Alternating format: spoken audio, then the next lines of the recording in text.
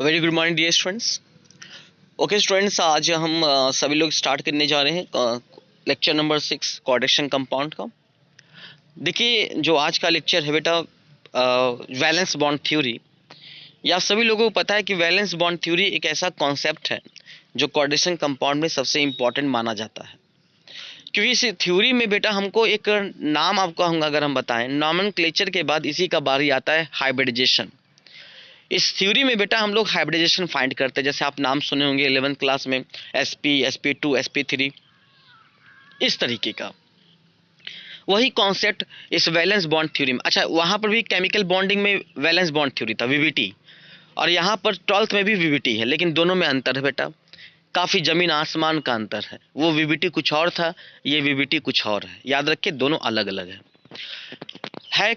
Topic बड़ा complicated complicated इसलिए है क्योंकि समझने वाला टॉपिक है, इसलिए बहुत कंसंट्रेट होके जो भी ये लोग मेरा वीडियो लेक्चर देख रहे हैं, बहुत कंसंट्रेट होके इस को वॉच आउट करेंगे और हर एक पॉइंट को पकड़ेंगे कि सर क्या क्या बोल रहे हैं, ठीक है, क्योंकि इनका जवाब इनके कॉन्सेप्ट में ही छुपा हुआ है। सबसे पहला याद रखिए कि वैलेंस बॉन्ड थ्योरी क्या क्या चीज़ें इन्होंने बताया।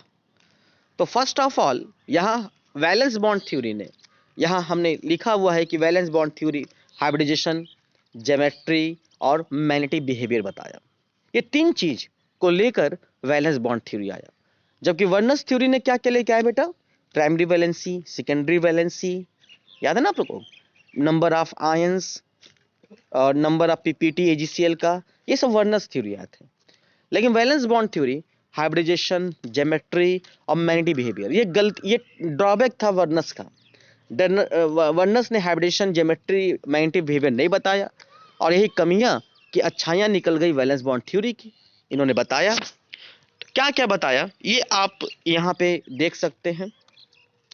यही है साइंटिस्ट आपके वैलेंस बॉन्ड थ्योरी बताने वाले, जिनका नाम लिनस कार्ल्स पॉलिंग था। ठीक है, पॉलिंग के नाम से फेमस होते हैं ये।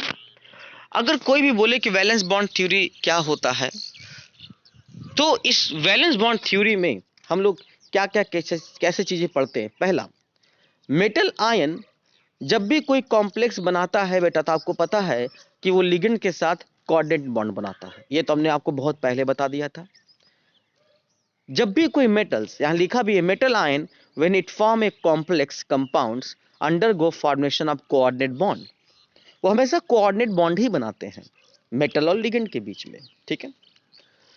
दूसरा, ड्यूरिंग द बॉन्ड फॉर्मेशन, जब बॉन्ड बनता है मेटल और लिगेंड के बीच में, तो मेटल जो होता है, मेटल आयन जो होता है बेटा, वो इलेक्ट्रॉन पेयर एक्सेप्टर का काम करता है।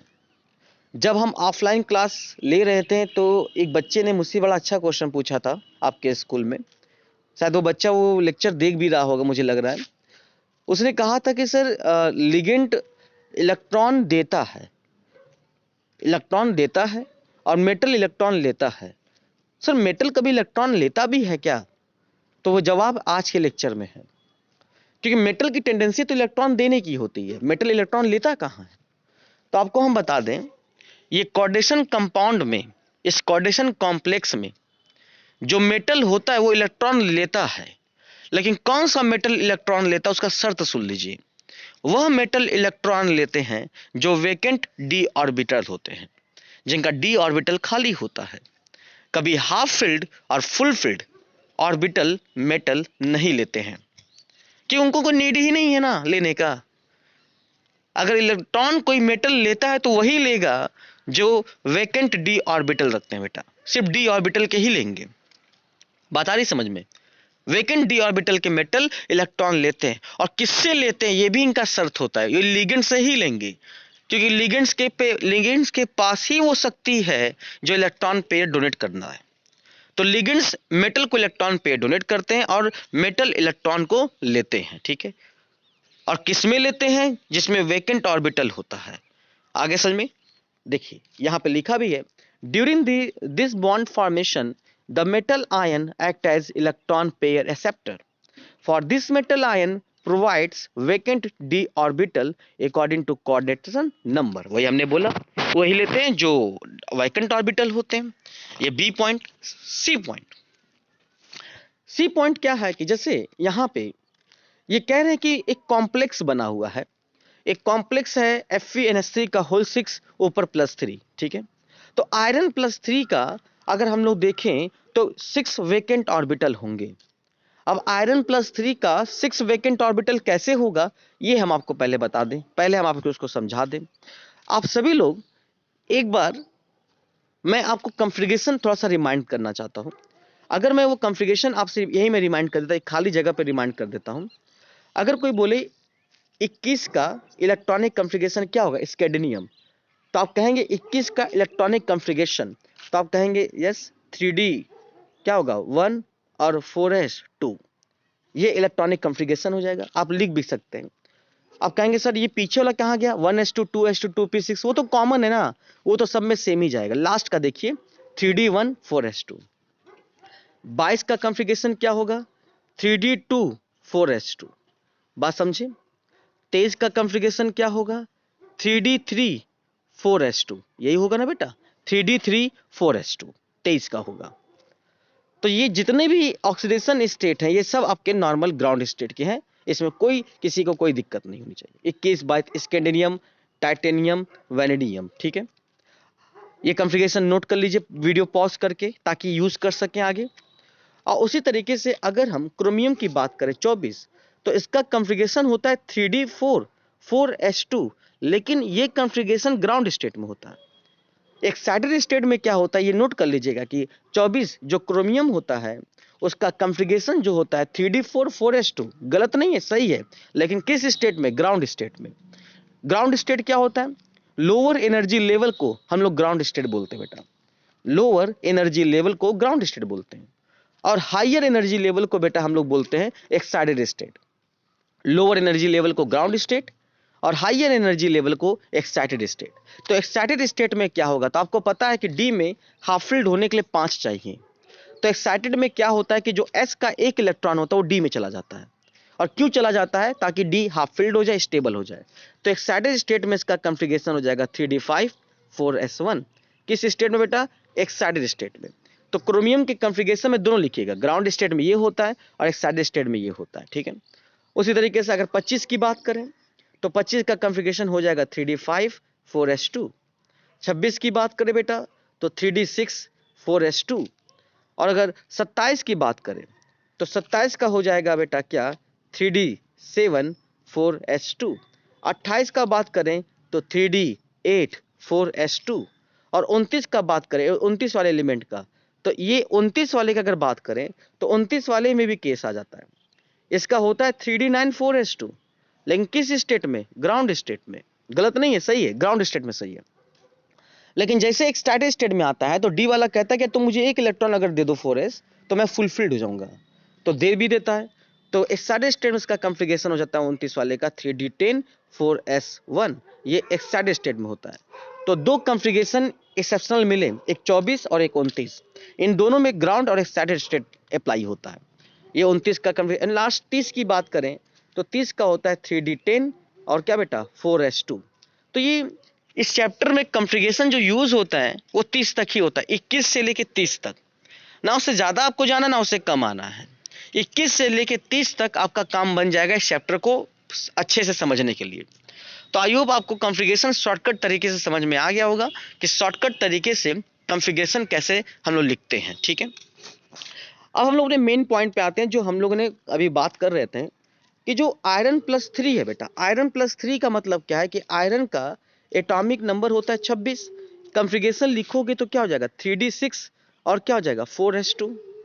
जब 3d6 और 4s2 होगा तो ये आयरन का कॉन्फ़िगरेशन है बेटा, ये इसको हम लोग आयरन के कॉन्फ़िगरेशन के पे लिखते हैं, ठीक है। तो ये कह रहा है कि Fe+3 ions provide 6 vacant orbital, मतलब Fe+3 जो आयंस है वो कितना वेकेंट ऑर्बिटल प्रोवाइड करता है, 6 वेकेंट ऑर्बिटल्स प्रोवाइड करता है। कितने वेकेंट ऑर्बिटल प्रोवाइड करते हैं बेटा, 6 वेकेंट ऑर्बिटल प्रोवाइड करते हैं, ठीक है। अब कैसे 6 वेकेंट ऑर्बिटल प्रोवाइड करते हैं ये भी हम आपको बता देते हैं। यहाँ पे बेटा Fe+3 ऑक्सीडेशन नंबर कितना है, 3। तो जब ऑक्सीडेशन नंबर 3 है तो इसमें से 3 इलेक्ट्रॉन निकालने हैं, क्योंकि जितना ऑक्सीडेशन नंबर होता है उतना इलेक्ट्रॉन को निकाल दीजिए। अगर 3 इलेक्ट्रॉन को निकालना है तो सबसे पहले कौन निकालेगा, 4s, अब बचा हुआ इलेक्ट्रॉन अगर बच गया तो कौन निकालेगा, 3d। तो 4s में कितने इलेक्ट्रॉन है, 2, और कितने बच गए, 1, तो कौन निकाल जाएगा, 3d। तो 4s से 2 और 3d से 1, तो लास्ट में सिर्फ बचा क्या बेटा, 3d 5। 3d में 5 इलेक्ट्रॉन बचे। तो आइए 3d में 5 इलेक्ट्रॉन फिर मैं बता देता हूं, जितना ऑक्सीडेशन स्टेट होता है उतना निकालना रहता है। तो पहले 4s निकाल देगा लास्ट वाला, उसके बाद 3d, बचा हुआ इलेक्ट्रॉन अगर बचा है तो 3d निकालेगा, नहीं बचा है तो 4s से निकाल के काम खत्म। जैसा अगर यहाँ पे ऑक्सीडेशन नंबर 2 होता तो 4s से निकाल देता, 3d की बारी नहीं आती। तो यहाँ पे 3 था इसलिए 4s से 2 और 3d से 1 निकाल दे, तो कितना बचा, 3d 5। अब d में बताओ कितने ऑर्बिटल होते हैं, 5 होते बेटा, 1 2 3 4 5। तो d में कितने भरने थे बेटा, 3d 5 था, तो भरो 1 2 3 4 5, भर दिया आपने। तो भरने के बाद आपको यहाँ पे एक चीज आपने नोटिस किया होगा कि वेकेंट ऑर्बिटल की बात कर रहा है। तो वेकेंट ऑर्बिटल क्या होगा, अगर मान लो इनका पेयरिंग करा देते हैं हम पांचों में, तो एक कूद के इसमें आ जाएगा, पेयरिंग हो जाएगा, एक कूद के इसमें आ जाएगा, एक कूद के इसमें आ जाएगा। तो 5 इलेक्ट्रॉन का पेयरिंग तो यही होगा ना बेटा, एक में 2, एक में 2 और एक में 1 ही रहेगा। तो कितने वेकेंट ऑर्बिटल अगर हम लोग बात करें, नंबर ऑफ वेकेंट ऑर्बिटल में, इसमें 2 हो सकते, 2 2 4, और इसमें देखिए एक 5 है, एक और चाहिए। तो इसलिए यहां पर 6 वेकेंट ऑर्बिटल की यहां पे बात कर रहा है, ठीक है। 6 वेकेंट ऑर्बिटल का मतलब कि यहां पर 6 ऐसे, मतलब कि पोजीशन तो 3 ही है लेकिन इलेक्ट्रॉन के भरने के चांसेस यहां पर 6 तरीके से। उसी तरीके से कॉपर की अगर हम लोग बात करें, तो कॉपर NH3 का होल 4 है, तो इसमें कितने वेकेंट ऑर्बिटल प्रोवाइड करेगा, 4। और वैसे भी समझ सकते हो एक और तरीका है कि जितने लिगेंड्स होते हैं, जैसे आयरन के साथ कितने लिगेंड है, 6, अमोनिया 6 है, तो कितने प्रोवाइड करेगा वेकेंट ऑर्बिटल, 6 वेकेंट प्रोवाइड करेगा। आप ऐसे भी समझ सकते हो। अगर उस कॉन्फ़िगरेशन से थोड़ी सी प्रॉब्लम होती है, प्रॉब्लम तो नहीं होनी चाहिए, आप ऐसे भी समझ लो, वो इसलिए बता दिया ताकि आगे चल के आसान रहे। यहाँ पर जितने मेटल लिगेंड से जुड़े रहेंगे उतना प्रोवाइड करेगा वेकेंट ऑर्बिटल। क्यों, क्योंकि वही लिगेंड उस मेटल को इलेक्ट्रॉन देंगे। बात आ रही समझ में, आप इस तरीके से बहुत आसानी से समझ सकते हैं, क्योंकि आपने कहा था कि लिगेंड इलेक्ट्रॉन देते हैं, मेटल इलेक्ट्रॉन लेते हैं। तो जब मेटल इलेक्ट्रॉन लेगा तो कितना वेकेंट ऑर्बिटल रखेगा, जितना लिगेंड्स होगा। तो यहाँ पर लिगेंड्स कितने हैं बेटा, 6, तो 6 वेकेंट ऑर्बिटल रखेगा आयरन। अब यहाँ पर नीचे देख लो, यहाँ पर कितने लिगेंड्स हैं, 4, तो कॉपर कितने वेकेंट ऑर्बिटल रखेगा, 4।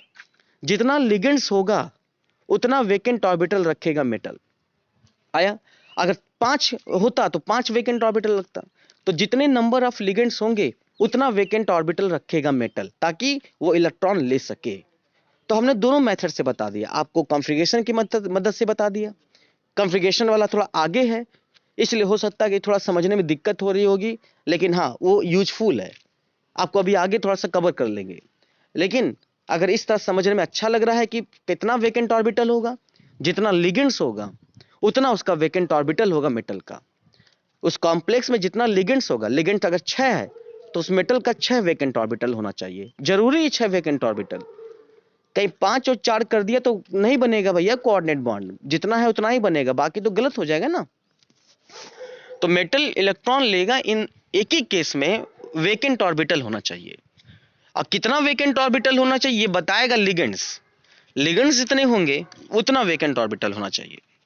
आगे समझ में। अब उसी तरीके से जो वेकेंट ऑर्बिटल होते हैं वही फॉर्म करते हैं हाइब्रिडाइजेशंस बॉन्ड बनने से पहले। पहला क्वेश्चन ये उठा कि वेकेंट ऑर्बिटल होने चाहिए मेटल के, और कितने होने चाहिए, जितना लिगेंड्स होगा। और आपको बता दें कि जब लिगेंड्स मेटल को इलेक्ट्रॉन देता है तो बॉन्ड बनने से पहले ही वहां पर आ जाता है क्या, हाइब्रिडाइजेशन। क्या आ जाता है, हाइब्रिडाइजेशन। मतलब पहले ज्योमेट्री बनता है, तब उसके बाद कोई बॉन्ड बनता है, फाइनलाइज हो जाता है। तो हाइब्रिडेशन, एक चीज और बता देते कि हाइब्रिडेशन कब आएगा, बॉन्ड बनने के बाद कि बॉन्ड बनने से पहले। बॉन्ड बनने से पहले, पहले उनका देखिए यहां लिखा भी है, this vacant orbital undergo hybridisation before bond formation with ligand.